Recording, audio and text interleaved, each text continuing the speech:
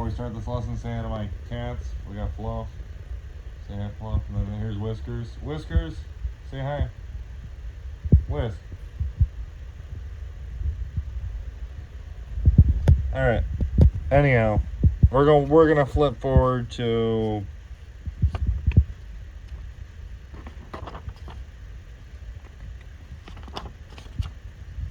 page 43 in the Super Review Calculus.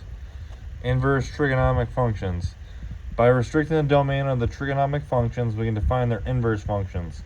The inverse sine function, denoted sine to the inverse power of 1, is defined to be sine to the inverse power of 1, x equal y if and only if sine y equals x, where negative 1 is less than or equal to x, of x is less than or equal to 1, and negative pi over 2 is less than or equal to y is less than or equal to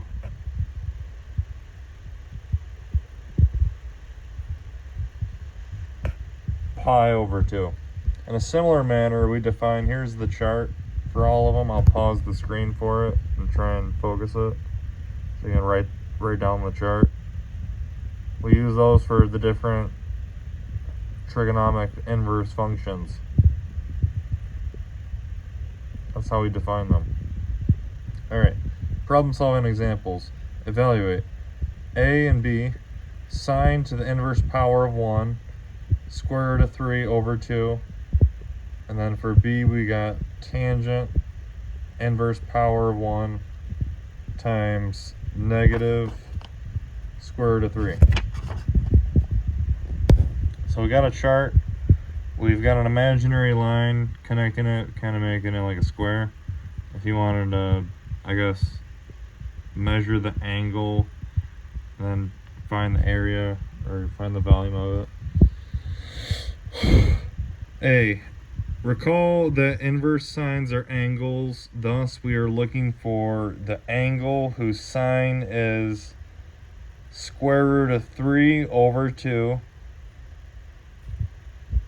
sine to the inverse power of 1 square root of 3 over 2 equals x, means sine x equals square root of 3 over 2, where sine equals opposite over hypotenuse. We note that triangle ABC is 30 to 60 degrees right triangle and angle x equals 60 degrees, since sine of 60 degrees equal 3 over 2. Thus, sine inverse power negative inverse power of 1, 3 in the square root of 3 over 2 equal 60 degrees.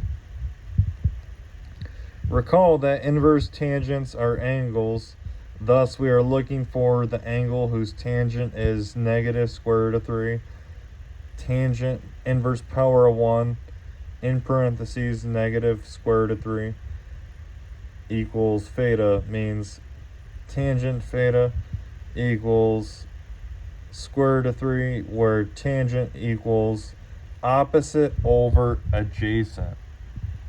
So it'd be square root of 3 over 1. So where was I?